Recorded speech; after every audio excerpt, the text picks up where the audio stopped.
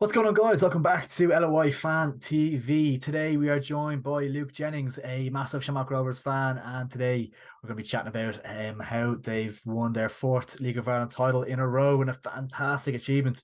But yeah, Luke, how are you keeping? First of all, how are things? Been a while since we chatted. I think you've been on the channel before and stuff, so good to get you back on. Yeah, no, no, thanks for having me on, Ross. I think the last time we were talking, it was after Rovers lost in Richmond Park. So, happier Yeah. circumstances at least.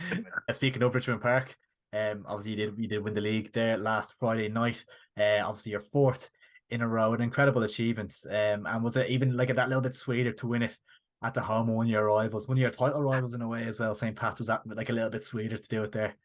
Yeah, exactly. Yeah, there was a lot of noise before the game, kind of around coming out of all angles, kind of saying that they have the better younger squad and kind of where yesterday's news, and they're gonna kind of, if they don't get us this year, they'll get us next year. So it's just kind of nice to lay down a bit of a marker and yeah, win it there. To be honest, could have won it in Belfield, could have won it Fingers Yeah, crossed. I didn't care as long as we won it, considering the sort of season we had. So now it was fantastic. It was great. a topical one at the moment. We've kind of seen a little bit of controversy on this online and stuff, but obviously Cork City decided not to give you a guard of honour on Monday night. Stephen Bradley was quite critical about Cork on it after the game. What were your kind of thoughts on that whole situation?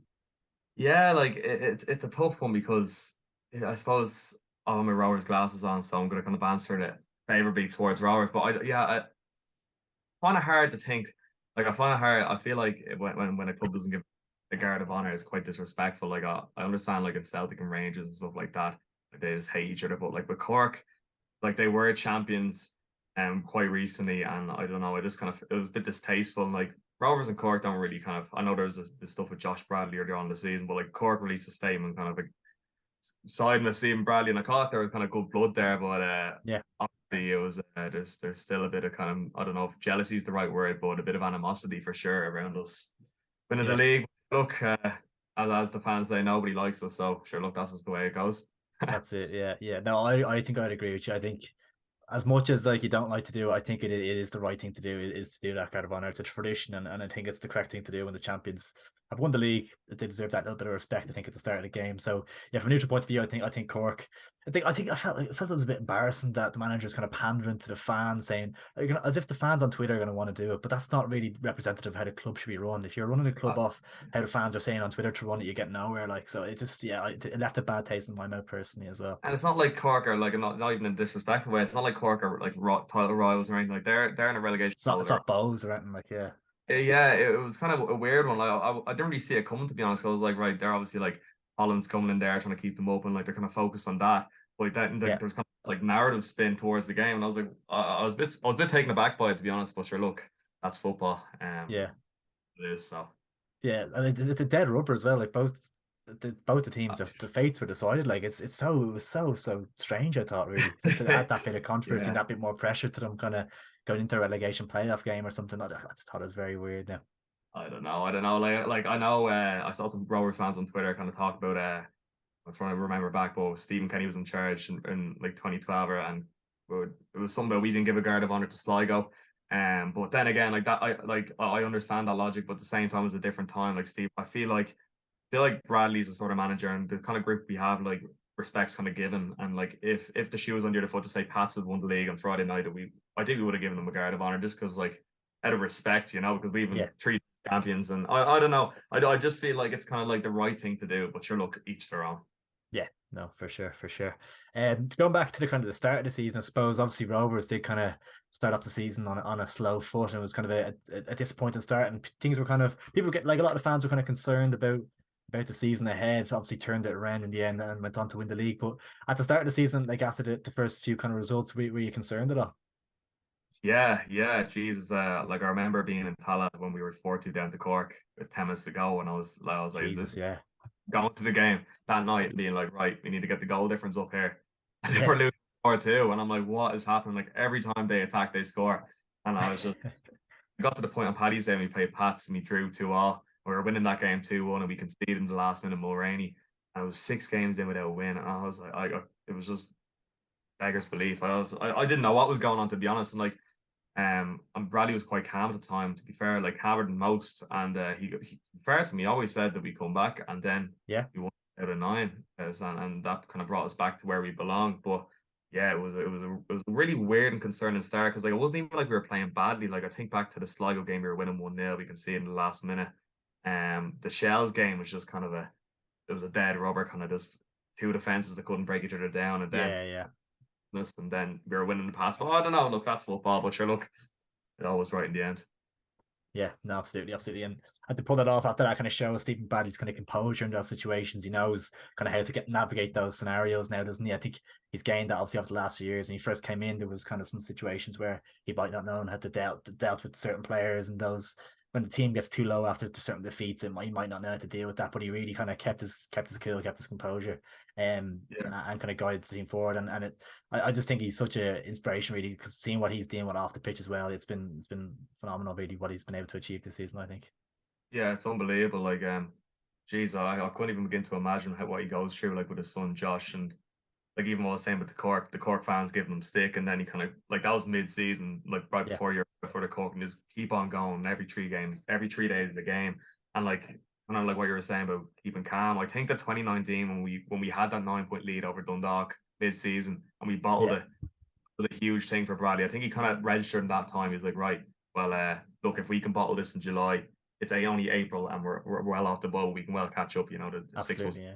That's what we did. So On a slightly more negative note, obviously for Shamrock Rovers this season was, of course, the run in Europe, and obviously not in the FA Cup final on November 12th is probably a disappointment from a Rovers standpoint. They always want to be in the big occasions in the Aviva Stadium. yeah, to be honest with you, like I kind of feel much better about it now because obviously it's on the back of us winning the league. But like Yeah, if we had a conversation a few months ago, like it was really bleak. Like because we went out to the like Bleeding Black or however you pronounce their name yeah, and Dundalk in the space of a week, and it was just yeah, like what is going on? Like because I remember like we got them in the draw, all Rovers fans like, oh, happy days, Icelandic team. We kind of thought back to when Dundalk played Icelandic opposition, in when they went on their magnificent run in 2015 or 2016, and like how kind of easy that was for them, and we were kind of expecting similar, and then they came to Tala and they were just basically us, but more efficient and more leggy, and obviously we didn't yeah, have Lucia and Clark, and that was a huge factor, I think.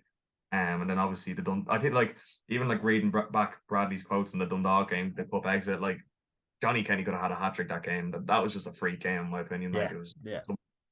Then the sending off obviously happens. It was just a weird one. Like, yeah, I feel like the cup one was a bit of a freak, but Europe definitely was. Really was a disappointment, man. And be interesting to see kind of how he signs now in the off season and kind of how kind of addresses that because like that can't happen again. And like I know the accounts came out and we lost 1.5 million this year, so like the board will not Yeah. want that a repetitive thing. So yeah. Yeah, no, absolutely, absolutely. And like if you get to a group stage in the conference league even and get a couple of results, you probably offset that completely then. Like so it's just so important to get to a group stage for Shamrock Rovers. And you feel like kind of with the evolution of the squad, obviously that's 4 league titles in a row. You kind of would like to see the team kick on a little bit more. Like you have that foundation. It's not like there's a huge turnover of players every year. There is typically a strong core group of players there. So I think it is probably a little bit disappointing for you not to have kicked on this year and tried to have gotten to those group stages and to see how where you could have gone from there. And think maybe it's a kind of a tactical thing in Europe that Bradley has to overcome, or Yeah, yeah. I think it is kind of a tactical thing. Like kind of personnel wise and kind of opposition wise, like yeah, in the league, you get that extra second, you get that extra chance. yeah, You, yeah, you let you have the ball. Like I feel like when we play against teams in the league, like they sit off us and they kind of like, right, we'll pick them off. Whereas in yeah, Europe, teams give us that respect. And then obviously like we were playing Sean Cavanagh and Ronan Finn, who are two magnificent servants for the club. But at the same time, like no real legs. And like when we come up against like a Ferner Faros, like who have like internationals galore, like yeah, they just yeah. around us, like so like that can't happen again. No, exactly, exactly. There was kind of like off the back of that, there was maybe some accusations throughout the season of the squad going like maybe a little bit stale. Might not be the right word to use, but at times a little bit stale. Obviously, a lot of players there for a long time, and like maybe getting a little a bit older now as well. Maybe as you mentioned, you're kind of Ronan Finns and your Sean Kavanagh. Not to say that there's not a place for them in the squad, but you know what I mean. Kind of like there is a kind of a group of like a core group within that squad that are maybe getting to the end of their career now. I think that's something that Bradley will need to try and change next season. Like, is it? Do you think it is more of a kind of a personnel thing? Do you think there will be kind of bigger changes than we're used to seeing at Rovers, like in the coming Yeah, season? Or yeah, is it it's going to an be more the interesting one. same? It's an interesting one because like most of the squad's contracted for next season, but yeah, again, like obviously Bradley's having his issue with the board at the moment, in Yeah. relation, and he got interviewed after the Pats game, and he was saying like he wants to make Rovers better, but like it looks the squad contract, and it's like, right, where are we going to make these improvements? And now I know Yeah. Gav's out of contract, and Byrne will probably go, and Gannon's out of contract, and Simon Power's out of contract. So like there is kind of maybe we can make whatever 3 or 4 fresh signings in that regard. Yeah. But like yeah, like like 2 years ago it wasn't an issue because like we were like losing like an Andy Lyons or I didn't like a Mandreo, and we were replacing with like Scales. the Scales exactly. Yeah. Yeah. The list goes on, but like we were replacing with 27, 28-year-olds, but now them 27, 28-year-olds in the 4-year deals are now 31, 32, Yeah. and Yeah. too many of them. So yeah, no, it'll be interesting there. I just think like, as I said, like there's a few kind of players. I know Finner and I think Cavill is under contract next season, so like I'm not referencing them, but there's a few players kind of in their early 30s contracts on. I hope Roy Gaffney stays. I Yeah. think he's, but like kind of some other players to move on, and then to bring in fresh legs, like someone like a Dara Burns off an MK Dons didn't get a game, or someone like Ed McGinty to Yeah. come in for us. Just young, just fresh blood basically is like what we need. Yeah, yeah. I actually go back to even the end of last season, kind of coming into this season. I think he was injured this season. Colin Whelan went up to Derry, but I think that would have been a Shamrock Rovers sign. I should have been Shamrock Rovers signing all over. Like really, even to come in and play back up to Rory Gaffney for a year and then take over or whatever. That was the kind of signs you need, and maybe bringing in a Johnny Kenny on loan, what wasn't the right way to go. In that regard, because obviously he'll be back at Celtic next year. I don't think he set the house on fire, did he? Like really, I don't think he was. He was not really looking to get back next year. He's kind of a weird one, Johnny Kenny, because like not all hopefully he's going to be top scorer, and he was banging them in the preseason, but yeah, he misses the chances that he's supposed to score, and then he scores ones he doesn't even think about. So like there's like a finish, he just swiped it from 20 yards and it went bottom corner, no chance for the goalie. But then like in Drogheda, one of the first games, he had a 5-yard header, free header, and he misses it. So but then I look at his age, and he only just turned 20, so I'm like, too harsh on him. I know exactly. Yeah, no, he's still a young kid and has plenty of potential, but I don't think he'll be at Rovers next season. I wouldn't say. That'd be interesting. Just to finish off, Luke, who was your Shamrock Rovers player of the year this season, and then who was your kind of disappointment? Maybe it was a new signing or just a general player who kind of fell down in your expectations, really. Player of the year now. I know loads of Rovers fans are talking about league race, and up until like the European run, I was like Rory Gaffney's a shoe-in for player of the year, but I probably would say league race. He's one of these players that when he's in the team, you're like, he's in the team, whatever. He's a 6 or 7 out of 10. But when he's not in the team, you notice he isn't there. Like, and you're like, like it's weird because Pico was always that kind of player for us. But like league race, what it is, league race has that kind of like extra level of composure that Pico and Cleary don't really have, and he kind of just he's a efficient defender. He never loses the ball, and we're a better team. He's like out of all 3 centre halves this season, like we've really been mostly effective when he wasn't in it. So I'd probably pick him. And then like in relation to the disappointment, first half of the season I would have said Bert off the injuries, but that isn't his fault. Second half, like definitely Jack Byrne. I think it was still like if I could hop back in the time machine, I would have hoped he probably would have been sold for the money, and we would have taken the money for him, because he probably could have gone out for free. And he's out of contract, isn't he? He's not signed up for next year. He's out of contract. Yeah, he's out of contract, and like I know the same pass and shells are sniffing around, but like I've heard that. Yeah, I don't know if I want them at Shells. I don't know if I want them at Shells, like, because he's gonna want like three plus grand a week, and like we'll see how much money the Turks have anyway. But that's it. It's a big test to see what their ambitions are. But like, it's the type of player that's such a big risk, because if he's going to be injured for half the season, like Shells can't really afford to have a player taking up that much with the budget and being out for half the season. Even how good he is, but even still, you can't really afford that. Like, I don't know where he's going to go. Like, obviously the MLS, kind of your man now with Charlotte used to coach from a city, so maybe that might be a move. Kind of see something like that. Yeah, I think. I wouldn't even mind, to be honest, if we got rid of him. We're like, right, let's take that money that we're paying him and get 2 kind of young, quick, kind of what we need, and we'd get better that way. Like, I know on his day, like if you're to offer me a fully fit Jack Byrne for a season, I'd obviously take him, but let's be realistic, it's not going to happen. So. No, exactly. And he is the type of player, as you said, in those European games. He's the one that you would kind of like to have as well, because he can make that bit of a difference. He has that composure on the ball. But yeah, if he's not going to be fit, you have to kind of maybe move on without him. And I can't really see him at a Pats or Shells. I just can't see that. I don't think.